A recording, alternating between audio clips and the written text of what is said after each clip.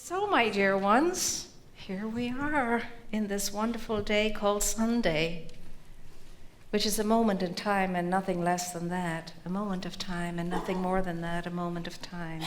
And you and I are in it, and today we're in it in this moment of time, consciously awake, alert, and aware, open and expecting that some good thing is here for me that I'm supposed to have. There's a gift in here somewhere for me, and when I'm paying attention and I'm saying yes to it, I will receive it, and it will change me, and it will change me for the better. So we continue on in this saga as we look at intention ever more fully and ever more deeply as we move through this experience called the power of intention. And I know that if you are working alongside of me in the study of the book, The Power of Intention, we have deepened a great deal with regard to what that is. It's not anymore that thing, intention, that we every now and again when our back is up against the wall, we say, oh gosh, I better get my wits about me here and set my goals, set my intention, get it together, and realize that thing that's out there somewhere that I want to experience. And it's not that. You and I know now that intention is a cosmic, powerful force. And it is the power and the force of creation. And it's always moving, and it's always creating something or another.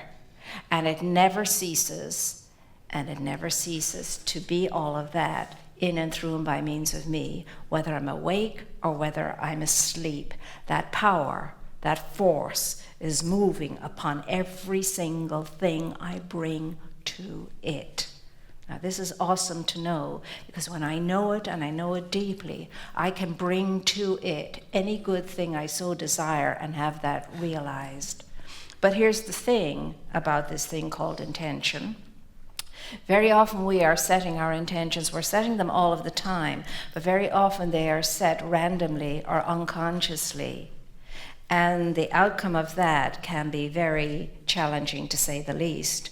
What all of us want to do, and I'm sure we will be doing this after our deep study on this subject, this experience called intention, we want to set our intentions consciously in a wakeful state, alert and aware, directing that energy toward a good, a deliberate good that we wish to experience in our lives. And as we enter in more fully to that awareness and understanding, we know deep within ourselves, I cannot do this if there's any part of me that's doubting, if there's any part of me that's disbelieving, if there's any part of me that does not come into full force, knowing and faith in the creative process in my life. It is, as Dr. Dwyer says, it is given to you and to me to be doubt deficient when it comes to setting our intentions, because that's how we realize our good, and that's how we let go of all of the illusionary debris that we have collected in our lives called conditions and ailments. That's how we release them and let them go. We become deliberate, we become conscious, we become purposeful, we become directed, we become intentional. And where there is great intent, there is great power. It is our thoughts coupled with our feelings that set our intentions. So we must set those intentions wisely and well if we want to live the life that we so desire. And whether we're desiring it consciously or not, there is that within us that's always nudging us to wake up and know, gosh, oh golly gee, there is more. There is more. It's not just this, and it doesn't matter how good this is. It doesn't matter how good it gets. Those of you who have experienced moments of how good it gets, you know that lasts for 5 minutes maybe. And then you're thinking, well, there's got to be more. There has to be something else. And that is because nothing from out there, no matter how good that person, place, or thing is, can satisfy the depth of your soul. Nothing and no one can do that.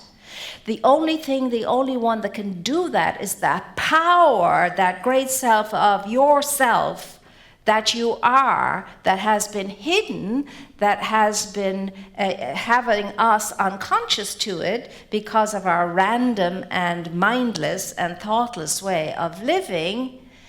That's what we need to uncover. There's nothing to recover. There's only to uncover. I have nothing to recover. I have everything to uncover. The power, the presence of the thing itself that's already in place, always was in place, always is in place, and always will be in place at the center core of my being and at the center core of yours. That is indestructible, that is infinite, that is everlasting, that is filled with unlimited potential, which means potential power within us all. And so we are called to that. And what is the greatest of all influences on the power of our intention? The greatest of influences, as I was sharing this morning, would you believe, is our state of sleep, which is very akin to the state of prayer. Sleep is a portal. Sleep is the door through which we pass into the subconscious, the greater part of ourselves, the biggest part of ourselves, the part of ourselves wherein all is created. Every single night when you and I go to sleep, we have taken our consciousness from that day into the subconsciousness that always is the same yesterday, today, and tomorrow. And whatever it is we fall asleep thinking and feeling gets wrapped up in the subconsciousness, and the subconsciousness works upon it, molds it into this experience you're going to have, because it responds by corresponding exactly to what you're putting into it, what you're bringing to it, what you're giving to it. Well, it is true what the doctors say. Sleep is extremely important, but I don't think they're adding this element in their minds when they're telling us we need to get enough sleep. It is very important. It is essential. We spend a third of our lifetime in sleep. A third of our lifetime, a very important part. Of course, many of you here will say, not me, I don't spend a third of my life asleep. Well, maybe we all ought to. Maybe we'd be better off if we did spend a third of our life in proper sleep. So what happens is, before I fall asleep, if we knew how we could work sleep, we would absolutely hop and skip towards our beds at night. And when we say, and now I lay me down to sleep, it's a beautiful prayer. It just happens automatically with me because I learned it when I was 3 or whatever it was, and it doesn't go away. It sings its own song, you see. And now I lay me down to sleep. I prayed to God my soul to keep and all of that. That was a little thing I learned. But as soon as I get to I pray to God my soul to keep, I change it because I make that into a much deeper thing. And so what happens is, I stand at the portal and I knock. If anybody will open unto me, I will enter in and I will sup and eat with him. That's the subconscious mind saying, which is cosmic consciousness, which is the beloved presence, which is the creative force of the universe saying, come on in, I have the table set, and I'm ready to dine with you. And it will be a feast that will be so nurturing to you, and you will leave the feast table feeling aligned and integrated, and you will know who you are, because you will be received as who you are. And so, when we fall asleep, we need to assume the feeling and the thinking of this good already present in our lives. We need to think and feel as we would if that good was already in our lives as an experience, as an expression. So we get into our bed and we start to breathe and relax and have some nice music that helps us to do that. And we allow ourselves to fill ourselves up with the whole idea of this good thing that I have this impulse about, this good thing that wants to express itself through me, that wants to be out into my experience through me.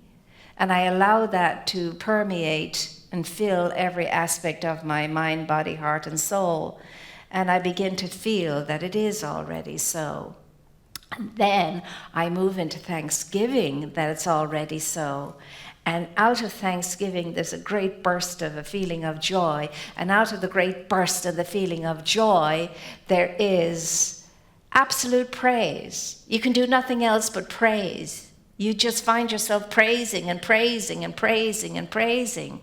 And all that energy is so dynamic and potent that it is absolutely scintillating as light and high energy bouncing out of you into the universe.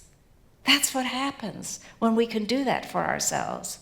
Now, all of the great books, spiritual and philosophic, say this in many different ways. And what I was sharing this morning too was how I've always loved the Song of Songs, the Song of Solomon in the Old Testament in the Bible. And when you read it, it sounds so luscious and so sensual and like it's a great love story between two people, and it's very potent and it's very energetic. And yes, it is a love song, but it's not about two people. It never was about two people.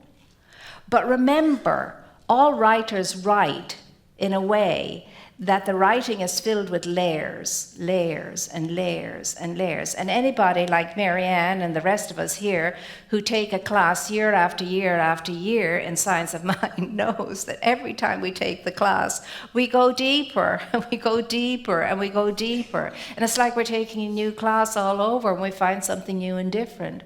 Well, in this piece it says, "On my bed at night, I seek my beloved.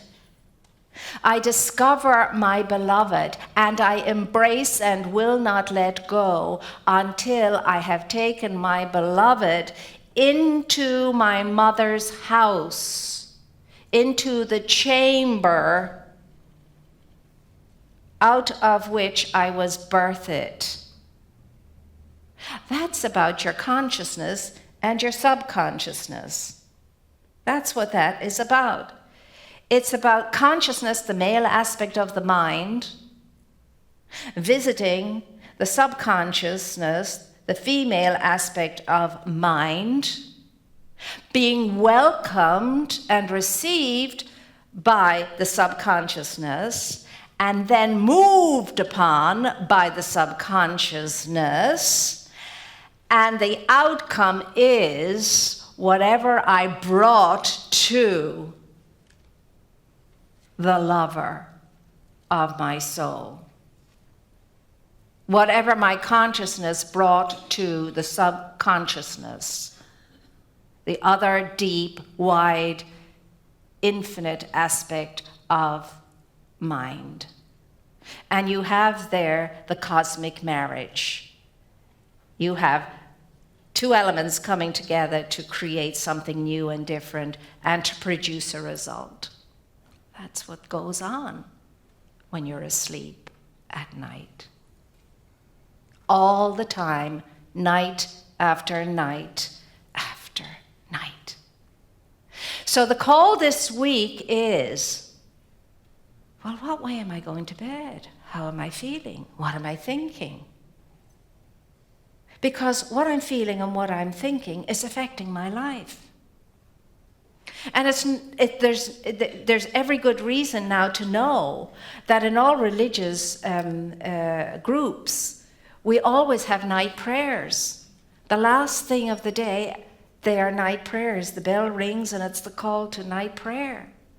And it's the giving up of ourselves and the surrendering of ourselves into the beautiful presence of Spirit for a great good night's sleep, in gratitude for the blessings of the day and for the protection of the night. And what's the protection about? It's the protection from ourselves, from our small little selves. Because within the conscious realm, the realm of the material, you see, ego runs amok. Very often ego runs amok. And so we have to contend with our egoic, protective, personal, small self that can always run interference between the great self of ourselves, the truth self of ourselves, the wholeness of ourselves, and the fullness of ourselves, born into the image and into the likeness, from the image and the likeness of the Almighty. We have available to us that parenthood, that inheritance, that heritage available to us, all of it, as we know from the great story of the prodigal son, my very favorite story of all time. The spoiled, rotten brat of a son who demands half of the kingdom so he can go and spend his inheritance, and gets it. And he does exactly that, squanders every last bit of it. And then he's reduced to poverty in a very, very, there's a television program called The Dirtiest Jobs on Earth. Well, for this young man, he ended up in the dirtiest job on earth. A young Jewish boy taking care of pigs, feeding pigs, herding pigs, doing all of that. There was no lower you could go. But then we are told that one day, and I love this line, he came to himself. Love that line. He came to himself. That impulse within him that kept prodding him couldn't be not looked at any longer. He came to himself. He says, I will arise, I will return back unto my father. I will say to my father, Father, I am not worthy to be your son. Please allow me to be a servant in your household. So he gets up, goes back home. And we are told before he even gets near the house, his father has been waiting for him, watching for him every single day, and the father runs to him, scoops him up in his arms, calls out, bring the great garments, the best we have, bring the rings for his fingers, and put the shoes on his feet, and have the best feast in the land, and kill the fatted calf. My son who was dead is alive. My son has returned home to me. It's a celebration day. It's a great moment. You see, there's no... So you're home at last. Well, I hate to tell you. None of that. None of that. The Father sees the Son as he's always seen his Son, his beloved, his offspring, his own special, unique creation, and he receives them and scoops them up and hugs them to himself. That's what he does. Would that we were even this much that way inclined when people disappoint us and upset us, this much inclined.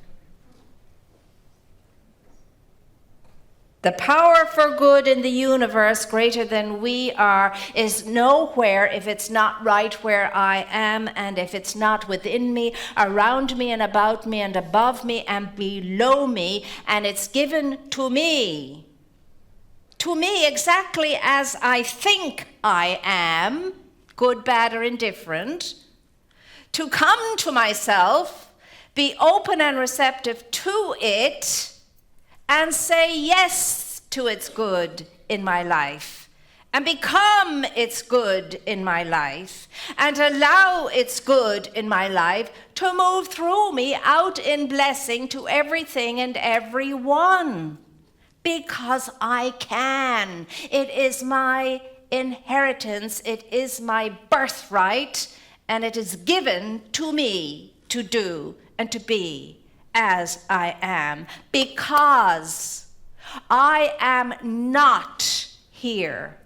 I am not there. I am not them. I am not they. I am not he. I am not she. I am not me. I am. I am that. That I am. And I am is one. And I am the one. One, one, one, as Ernest Holmes says. One. So therefore, all that I need I have already, deep, saturated within every aspect of my being, available to me now, exactly as I think I am, good, bad, or indifferent. One. There is only one, and there is none other, and I am that one. Say it. I am that one. I am one. I am one. The God I am. The God I am. The God I am. The God I am. The God I am. The God I am. And when I say that, this is what I mean. I am by no means all of God, but God is all of me. God is all of me. So consequently, I ought to be singing more, dancing more, enjoy more, celebrating more, falling asleep in a state of delight, and awakening in a state of delight, because I am that I am. I am the prodigal returned home, out of the illusion that I ever was a prodigal in the first place. So all is well, my dear ones, within, without, above, below, around and about, regardless of the conditions and the appearances of the outer world, the world of material form. I am not material form. I'm experiencing it in part right now. But it will come to pass and cease to be. And I, in my infinite state of being, will continue on and on and on, expanding, expanding, expanding. And so will you, because you are the divine desire